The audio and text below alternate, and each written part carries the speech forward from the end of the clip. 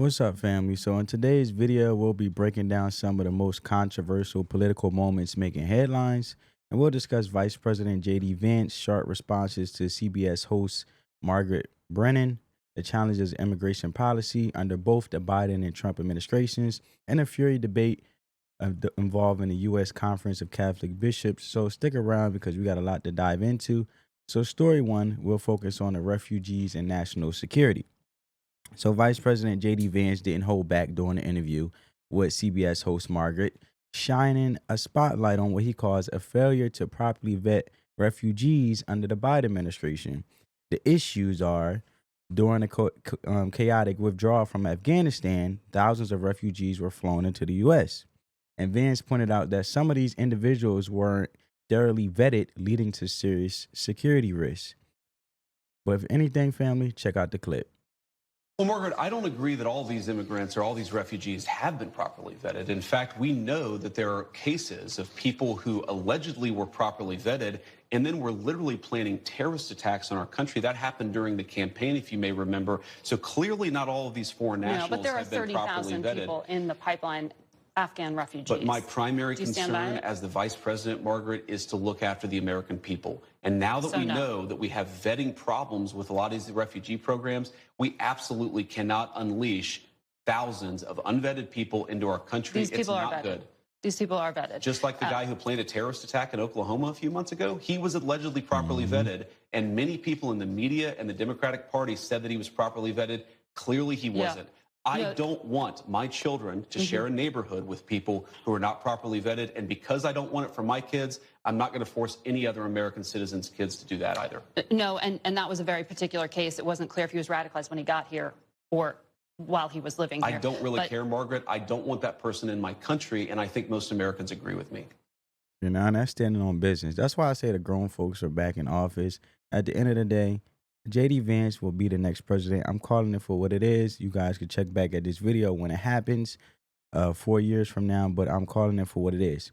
Now, he did mention the evidence in this case to substantiate his point is a specific case involved in the Afghan national living in Oklahoma City, who was arrested for plotting a terrorist attack on election day in support of ISIS, right?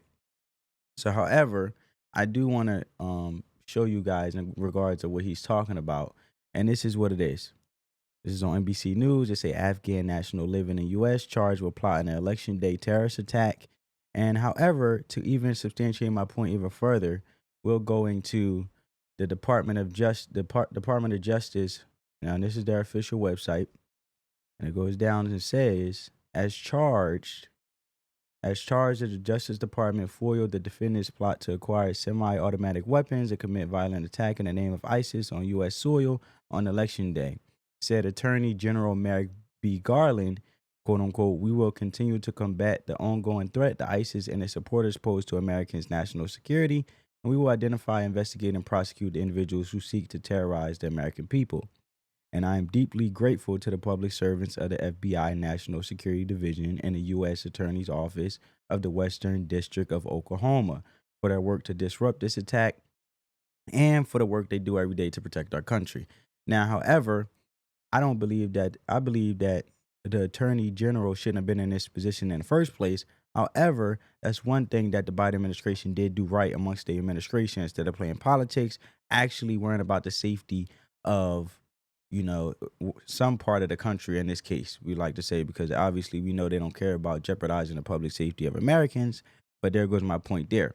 And the Department of Justice confirmed this arrest, detailing the individual's plan to acquire semi-automatic weapons for violent attack. But here's the bigger question Vance raised. If this individual was caught, how many others slipped through the cracks? He argued that the administration prioritized speed over security, putting American lives at risk. And why does this matter? This debate isn't just about one refugee. It's about a systematic failure to prioritize proper vetting.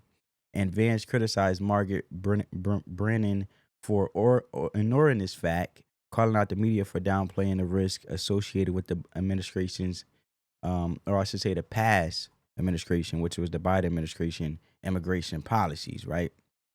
So, moving on, we're going to talk about grocery prices and energy costs and economics 101. Now, I took basic economics 101 in college. But clearly this journalist doesn't know basic economics, and I don't think you need to go to college to understand it.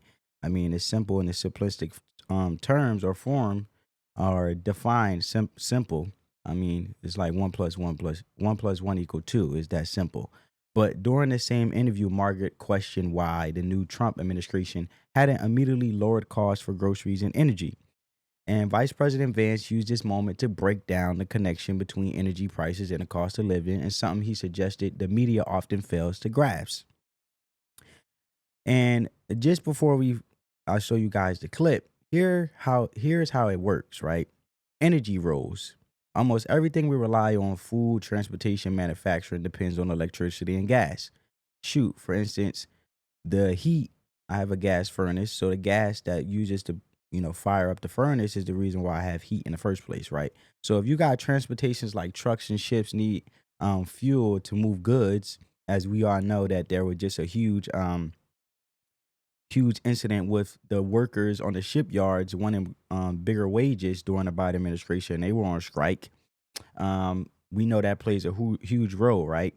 So we got transportation, which is trucks and shipyards and ships, and then we got farming, equipment used to grow and harvest foods on gas or electricity. Then we got manufacturing. This is the third phase of it. So factories rely heavily on energy to produce goods. So when energy prices rise, it's a cause and effect. Okay, people, it's just like supply and demand. So if you have a store, right, for instance, and your product is popping and people rocking with it, obviously that's going to call for more demand, but you got to have the supplies, let alone the costs surrounded by it, to make sure that you are staying up on being supplied and making sure that you have enough supplies stored so you can get the demand out and meet the demand of the people that want to rock with your product. So in this case, when energy prices rise, every step of the supply chain becomes more expensive, and that cost is passed on to the consumers. So Trump planned to lower costs. I want to elaborate on that a little bit.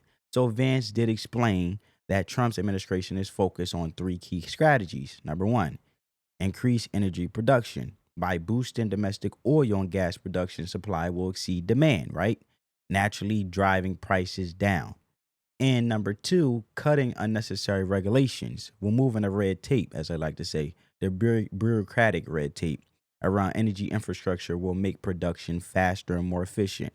In simplistic terms, basically, we shouldn't be relying on other foreign entities and allies to supply our needs when it comes to gas and oil. And number three is reduce dependency on foreign energy. So Trump aims to eliminate reliance on other countries, like I said, ensuring more stable prices. Because if it's in America, it won't be hard to get because it's in America. And at the end of the day, we can regulate the prices. There's nothing worse than having a business where you have outside entities that have to control your pricing when you got consumers that's demanding your product. All right. So the takeaway I get from it is, while change takes time, Vance assured viewers this time will eventually lower costs across the board, from groceries to household goods, right? So with that being said, check out what he had to say. You campaigned on lowering prices for consumers. We've seen all of these executive orders. Which one lowers prices? We have done a lot, and there have been a number of executive orders that have caused already jobs to start coming back into our country, which is a core part of lowering prices. More capital investment, more job creation in our economy is one of the things that's going to drive down prices for all consumers, but also raise wages so that people can afford to buy the things that they need. If you look at our slate of executive orders, no, Margaret, prices. See, this is a woman that don't listen. He basically breaking down everything in regards to the cost and effect, and how if you plan strategically, see, everything you do in life, you got to have a plan. It says in the Bible, if you have chaos and no order, then everything leads to destruction. So the point I'm trying to make is, if she listened to what he's saying and take heed of what he's saying, basically just trying to respond to any little point that he's saying, she will understand the logistics of economics 101, which I just broke down to you guys. But since she's trying to pinpoint any little thing of, oh, okay, so prices won't go down, when he's explaining the production and why prices are up in the first place from the cause of the Biden administration letting oil and gas production be controlled by foreign entities, where we have to pay the price based on them regulating the cost. But let's continue. are going to come down, but it's going to take a little bit of time, right? The president has been president for all of 5 days. I think that in those 5 days, he's accomplished more than Joe Biden did in 4 years. It's been an incredible breakneck pace of activity. We're going to work with Congress. We're, of course, going to have more executive orders, and we're going to try the way that you lower prices is that you encourage more capital investment into our country. And you ask specifically, what executive order is going to help lower prices? All of the stuff that we've done on energy, to explore more energy reserves, to develop more energy resources in the United States of America. One of the main drivers of increased prices under the Biden administration is that we had a massive increase in the energy prices. Donald Trump has already taken multiple executive actions that are going to lower energy prices, and I do believe that means consumers are going to see lower prices at the pump and at the grocery store, but it's going to take a little bit of time. Rome wasn't built in a day, and while we've done a whole lot, we can't undo all of the damage of Joe Biden's presidency in 4 days. Well, there are a lot of things that contributed to higher energy prices, and there was record oil and gas production. Yes, Joe Biden did many terrible things to lead to an increase in prices. I agree, Margaret. No, but all the things you experience at the grocery store are what people touch and feel. That's what you were talking about, bacon on the campaign trail. Of course, of course. Those things.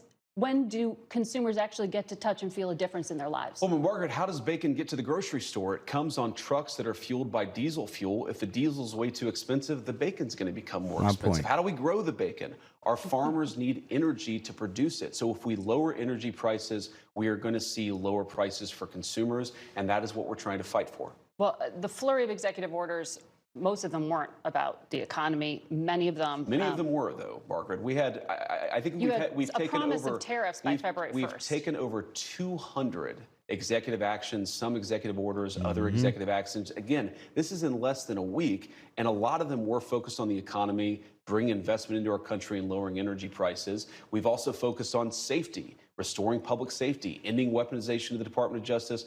We've done a lot. And I think the president is to be commended for actually coming in and doing something with this incredible mandate the American people gave him. He's not sitting in the Oval Office doing nothing. He's doing the American people's business. And I think they're going to see a lot of good effects from it. Oh man, how can you be so ignorant? How can you interview somebody and be a journalist and don't educate yourself on the very thing on what you about to ask someone questions on?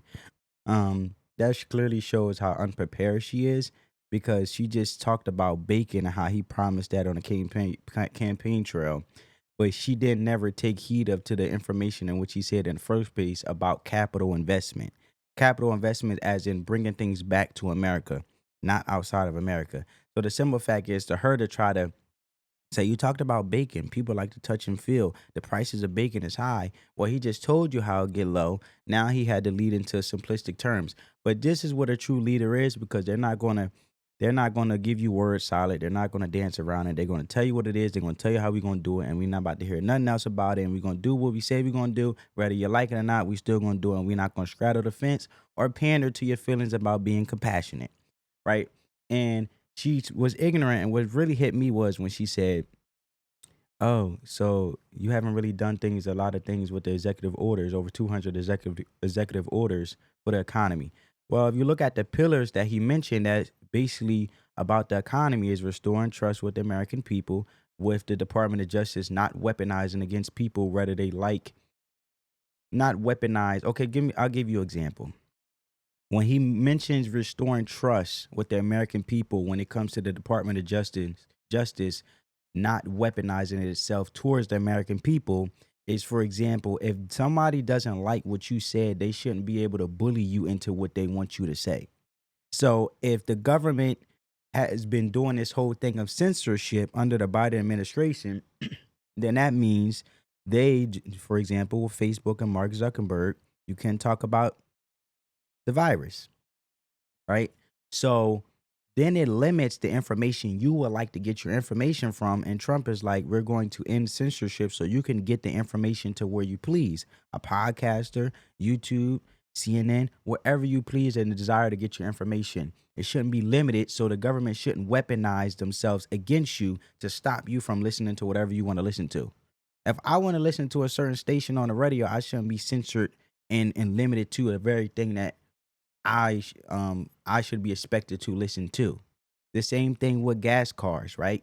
Donald Trump also turned it around where now we don't have to, you're not forced to have electric cars on us, where electric vehicles are going to be production and no more gas products are. If you look at Stellantis, aka Chrysler Jeep Dodge, they stopped building the gas chargers and started going electric because of what Biden put in place to force electric vehicles and no longer produce gas cars. So the simple fact is, what if individuals that don't rock with electric cars, they're forced to get an electric car in due time and have to turn over and go down that trajectory in which they were forced to, weaponized by the government. And if you do not listen, then obviously you will be held accountable because you need to have an electric car.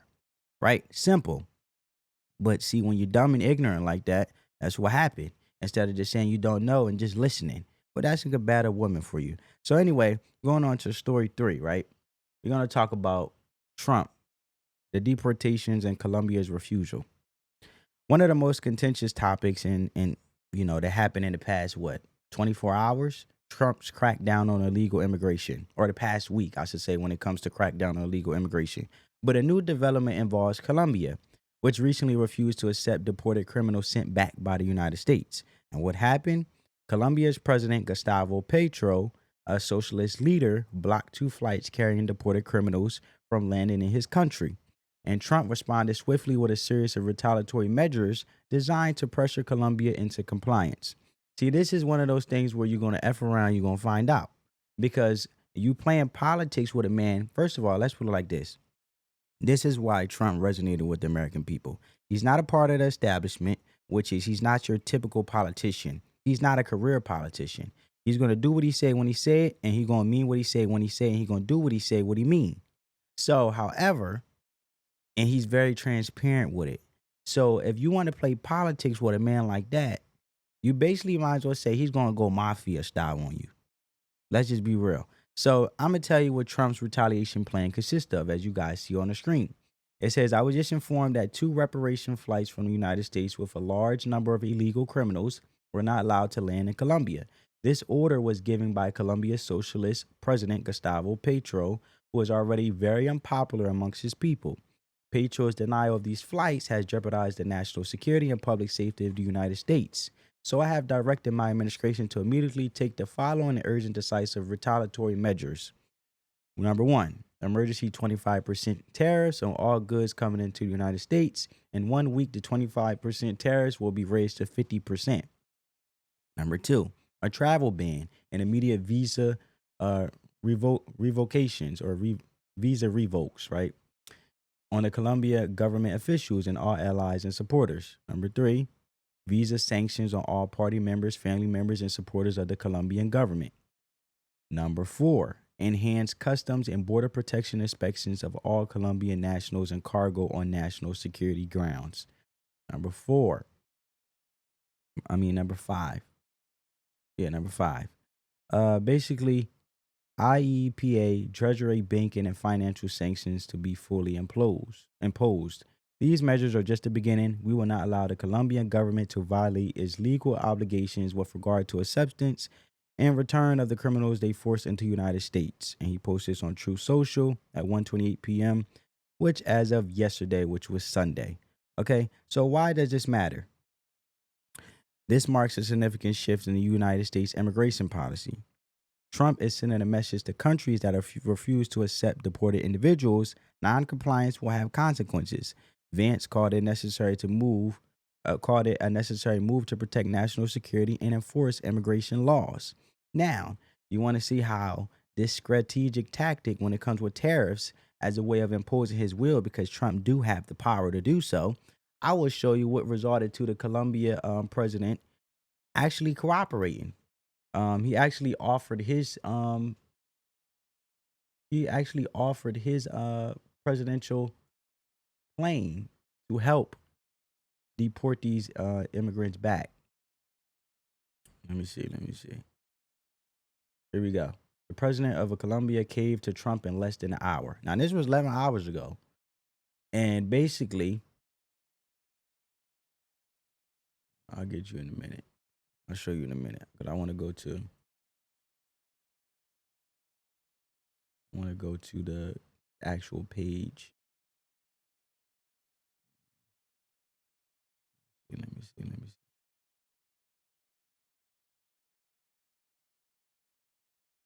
Colombia.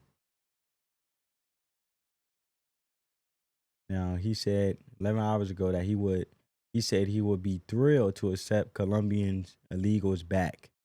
Took about 90 minutes for him to quit the tough talk and kiss Trump's behind, right? So, I mean, I guess that speaks for itself. And if you don't believe me, I'm actually trying to find an actual page, or I should say Twitter, of Colombia President Petro. But I just find it very funny because at the end of the day, like I said, you mess around with people like this, you're gonna find out. And you gotta give Trump credit. You know what I mean? He operated in 5 days with all these executive orders. He did more than the Biden administration in the last 5 days, a week. So you can't tell me that all the excuses and all the pulling our legs as Americans and you know pulling our legs as Americans and saying that it takes all the red tape and the processes and all that, the red tape bureaucracy and all that is bullcrap because Trump wasn't lying when he said they can do it. They have the power now to get rid of the illegal immigrants, and they choose not to. They just kept lying to us as the American people, right? So I was trying to see. Let me see. Colombia president. I'm sure he posted it on X.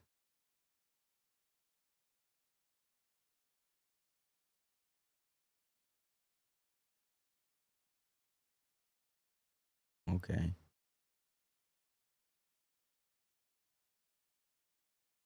Let me translate this. They say,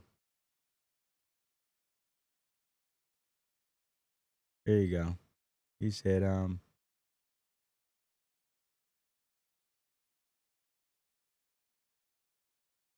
you guys get my drift. I was trying to find the page, but let's move on. You guys get my point. So we're gonna move on to the Catholic Church criticism, right? Now, I am Catholic. I was a baptized Catholic. So the U.S. Conference of Catholic Bishops publicly criticized Trump's deportation policies, framing them as inhumane. Vice President JD Vance didn't hold back in his response. I'll let you guys hear it right now. The U.S. Conference of Catholic Bishops this week condemned some of the executive orders. Hold up. This week condemned some of the executive orders signed by President Trump, specifically those allowing immigration and customs enforcement to enter churches and to enter schools. Do you personally support the idea of conducting a raid or enforcement action in a church service, at a school? Well, let me address this. Of course, if you have a person who is convicted of a violent crime, whether they're an illegal immigrant or a non-illegal immigrant, you have to go and get that person to protect the public safety. That's not unique to immigration. But let me just address this particular issue, Margaret, because as a practicing Catholic, I was actually heartbroken by that statement.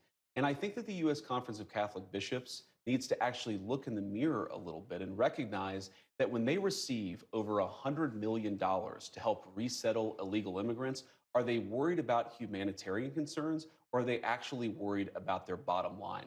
We are going to enforce immigration law. We're going to protect the American people. Yeah. Donald Trump promised to do that. And I believe the U.S. Conference of Catholic Bishops, if they're worried about the humanitarian costs of immigration enforcement, let them talk about the children who have been sex trafficked because of the wide open border of Joe Biden. You personally Let them talk support them about going into people like schools Laken and Riley who were churches. brutally murdered. I support us doing law enforcement against violent criminals, whether they're illegal immigrants or anybody else, in a way that keeps us safe. Let me ask this question, Margaret. Let's separate the immigration issue.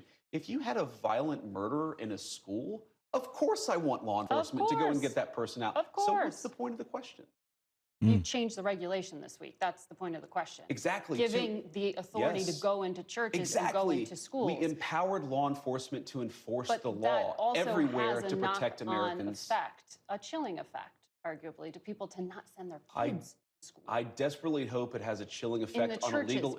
Yeah, this is ignorance because if your kid, okay, take for instance the Oklahoma City guy, the terrorist, right, with the AK semi-automatic.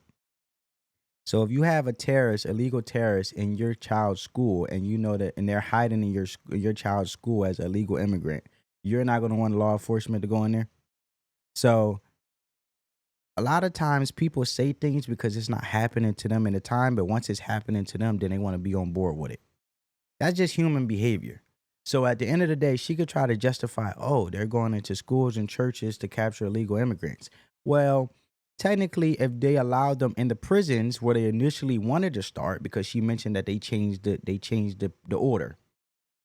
Well, they initially wanted to get the illegals in prisons, but since the prisons don't want to allow ICE in there to get illegals, what happens is they're going to be in your city, and now they're going to do it outwardly in the public where people are going to see. So the more you don't want them there, the more they're going to invade your city, and the more they're going to take over, and they're going to get rid of these illegals. So whether you like it or not, it takes one slip up, and then once you slip up, they got you, and then that's it. So there's no point of running from the law. Just my point. You think the U.S. Conference of Catholic Bishops are actively hiding criminals? I think the U.S. Conference of Catholic Bishops has frankly not been a good partner in common sense immigration enforcement that the American people voted for. And I hope, again, as a devout Catholic, that they'll do better. Well, there you have it, folks. However, basically, Vance's criticism is mixing politics with religion. Vance argued that the church leadership is overstepping its role by wading into political debates instead of focusing on spiritual matters. 2, financial motives. He highlighted the $100 million on the church. Well, $100 million the church reportedly receives from immigration-related programs, kickbacks, I like to call it. Obviously, it questions what are they fighting for, or why are they arguing about the simple fact of restoring the public safety of Americans. And obviously, these churches are defending these illegal immigrants because they are getting something out of it. So of course you're gonna fight something if it's a return investment for you. So, and it's a shame because they should be the light and salt of the earth, as the Bible says, and spreading the goodness in the gospel. And just to be more technical, what the Bible says about order and authority, well, let's be honest. Let every person be subject to the governor and authorities, for there is no authority except from God, right? However, let me take it a step further when it comes to in the world. So, God had established order and authority in the world by giving humans dominion over creation, and further stating that all earthly authorities originates from him, meaning that governing bodies and leaders are appointed by God and should be respected as such, and seen primarily in Romans chapter 13, verses 1-7, where it says, let every person be subject to the governing authorities, for there is no authority except from God, and those that exist have been instituted by God, right? So, with that being said, cast judgment on yourselves, to those Catholic bishops. But I do want to show you guys the Catholic bishops that he's talking about and they're talking about, just so you know what we're talking about and what they had to say, because it's good to put a name to a face and a face to a name. Coming administration, Bishop Mark Seitz, chairman of the USCCB Committee on Migration, said this. When it comes to the area of immigration, we are concerned based on the rhetoric before the election. Bishop Seitz says it remains to be seen if reality will match the rhetoric. During the campaign, Trump said he would carry out the largest deportation of undocumented immigrants in American history. The president of the Bishops' Conference has encouraged immigration state authorities giving material assistance to migrants. Without saying, first of all, show me your papers. It is a deeply personal issue because... Let me go further. Let me see. Where you go? This is the guy right here. We are not politicians. We're pastors. Our lens is the gospel. Our lens is the teaching of our church. Hundreds of Catholic bishops gathered for their annual fall meeting in Baltimore, 1 week after the U.S. presidential election. Congratulations. As the country prepares for a transition of political power from the... However, let me show you guys this bishop. Because this bishop is wilding. He said, look, man. These people are tripping out. They too busy putting a personal spin on the gospel And at the end of the day, you ain't supposed to do that. See, some people like to make their own Bible up, and they'll take the words and they'll retwist it. And the problem is, they aren't listening to the gospel. And if you do your own research and you do your own and you read the Bible, you will know exactly in regards to the gospel that he is basically not abiding by. I'm trying to figure out where is this guy at, because he is the guy. Here you go. At this. When it comes to the area of immigration, we are concerned based on the rhetoric before the election. Bishop Seitz says it remains to be seen if reality will match the rhetoric. During the campaign, restricted by state authorities from giving material assistance to migrants in need, regardless of their immigration status. We need to be allowed to care for them without saying, first of all, show me your papers. it is a deeply personal issue because my brothers were immigrants, my parents were immigrants. Bishop Earl Fernandez mentioned the growing number of Hispanic and African immigrants who are bringing spiritual vitality to his diocese in Columbus, Ohio, and helping the local economy. And he reflects on the role of faith in his upbringing as the son of Indian immigrants. My mother, I distinctly remember her saying, we don't have anyone in this country except each other in the church, so you boys are going to have to work hard and pray hard and study hard, and made all the difference in the world for us. This is an emotional issue for you. It is. I mean, for me, the faith is everything, and to be able to offer faith to people who are in hopeless situations. According to one Pew Research study, 63% of Trump supporters say there should be a national effort to deport undocumented immigrants currently living in the U.S. What do you say to those people specifically who really think that this makes sense, and why shouldn't we do this? Well, I would say it's much more complicated than that. Okay, they should be deported, but what if their children are American citizens? What if it means breaking up a family? What if it means, okay, you deport them, but that you don't have enough workers in your community? President Joe Biden, the nation's second Catholic president, will leave office as JD Vance becomes the nation's second Catholic vice president. Following the lead of Trump, Vance has voiced support for the availability. Are we going to leave it there? I just want to leave it there, okay? But I do want to leave and say this last thing. Whoever resists the authority has opposed the ordinance or the ordinance of God, right? And however, if they oppose it, they will receive condemnation upon themselves. I'm going to just leave it there. So if you don't want to listen to governing authorities, so be it. Because at the end of the day, you are basically not obeying God's gospel as they're trying to say that they are. But I digress on that note. So with no further ado, let's move on to the border crisis and the consequences, right?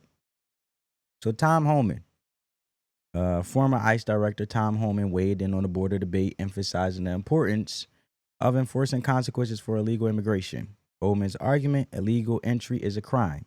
Crossing the border without authorization is a violation of U.S. law, plain and simple. I think it's common sense. And however, we have, well, it's not a debate because Trump ain't debating it. You know, this administration, the grown folks that's back in office ain't debating it. But these liberals seem to mix up compassion versus consequences. Homan pushed back against the progressive arguments that prioritize compassion over enforcement, arguing that the true compassion involves protecting law-abiding citizens and those who follow the legal immigration process. The forgotten group.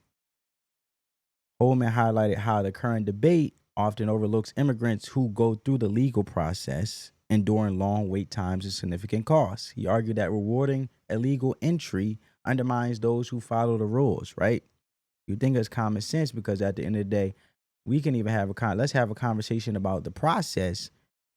We shouldn't be arguing about illegals coming in and basically trying to cheat the process. But let's check it out. The administration said it will no longer tell ICE agents they have to avoid sensitive locations, including schools, hospitals, churches. Benjamin Huffman, the acting Homeland Security Secretary, said in a statement, criminals will no longer be able to hide in America's schools and churches to avoid arrest. What criminals are hiding in schools? Look, middle schools, elementary schools. You going to go into those? How many MS-13 members are the age of 14 to 17? Many of them. So, look, if it's a national security threat, public safety threat, and what you need to understand is a case by case. Name another agency Another law enforcement agency that has those type of requirements that they can't walk into a school or doctor's office or on a medical campus. No other agencies held those standards. These are well-trained officers with a lot of discretion. And when it comes to sensitive location, there's still going to be supervisory review.